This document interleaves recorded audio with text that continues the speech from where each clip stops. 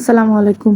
আজকে রান্না করব ছোট নদীর চিংড়ি দিয়ে পটল, ডাঁটা, আলু আর পেঁপে দিয়ে পাতলা ঝোল করে রান্না করব। তো শুরুতে আমি মাছগুলোকে পরিষ্কার করে ধুয়ে লবণ মাখিয়ে রেখেছি। এরপর একটা কড়াইতে পেঁয়াজ, কাঁচামরিচ, 2 চামচ আদা রসুন বাটা, 1.5 চামচ হলুদ, মরিচ, ধনিয়ার মিক্স গুঁড়া, আধা চামচ জিরার গুঁড়া খুব ভালো করে মাখিয়ে নেব।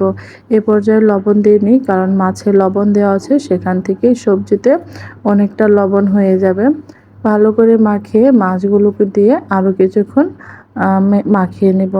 মাখানো হয়ে গেলে পরিমাণ মতো পানি দিয়ে এটাকে রান্না করব। প্রায় 10 থেকে 15 মিনিটের মতো কষিয়ে নেব, যাতে করে মশলার কাঁচা গন্ধটা সম্পূর্ণভাবে চলে যায়। বেশ কিছুক্ষণ নেড়েচেড়ে কষানোর পর এখানে দিয়ে দেব সবজিগুলো দিয়ে একদম মিডিয়াম হিটে রান্না করব বেশ কিছুক্ষণ, যেন এই কষানোতেই সবজিটা অনেকক্ষণ সিদ্ধ হয়ে যায়।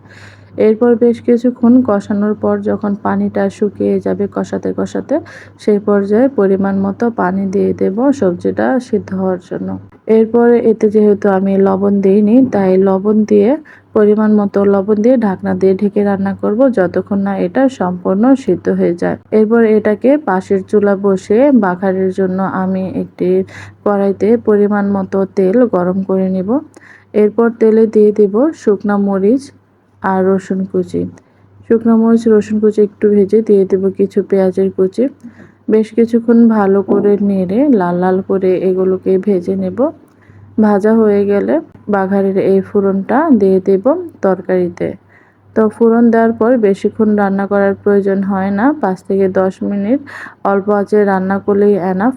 তো খুব ভালো করে মিশিয়ে নিচ্ছে। মেশানো হয়ে গেলেই তৈরি হয়ে গেল চিংড়ি মাছ দিয়ে ডাঁটা, পটল, আলু পাতলা ঝোল রান্না। খেতে অনেক মজা হয়।